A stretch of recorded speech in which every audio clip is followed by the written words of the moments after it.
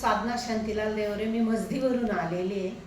मी भरपूर डॉक्टरांकडे गेली. मला पण संधिवात सांगायचं, तुम्हाला कोलेस्ट्रॉल वाढलेलं आहे, तुमची शुगर वाढलेली आहे, तुम्हाला चरबी जास्त आहे. मग मला माझ्या मोठ्या बहिणीने धुळ्याला माधवबाग म्हणून आहे, डॉक्टर देवयानी मॅडम, त्यांचं नाव सांगितलं, त्यांचा तपास केला आणि त्यांनी आधी एक 40 गावच्या पेशंटला हृदयाच्यावर ट्रीटमेंट केलेलं होतं. त्यांना 100% रिझल्ट आला.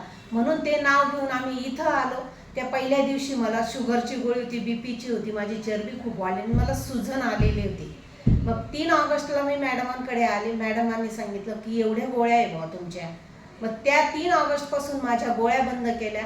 4 ऑगस्टला माझं पहिलं पंचकर्म झालं. त्या दिवसापासून मला एकही गोळी नाही आहे. सुजन पाहिजे तेवढी सुजन होती मला. आता माझ्या शरीरावर सुजन पण नाही आहे, आणि असं हलकं वाटतं मला. मी शुगरची गोळी त्याच दिवसापासून बंद आहे, बीपीची नाही, कुठलीच गोळी नाही आहे मला. आणि त्या दिवसापासून बोलण्यामध्ये दम लागत नाही, चालण्यामध्ये लागत नाही. असं मला 100ने मला आता 101% त्याच्यावर रिझल्ट मिळालेला आहे.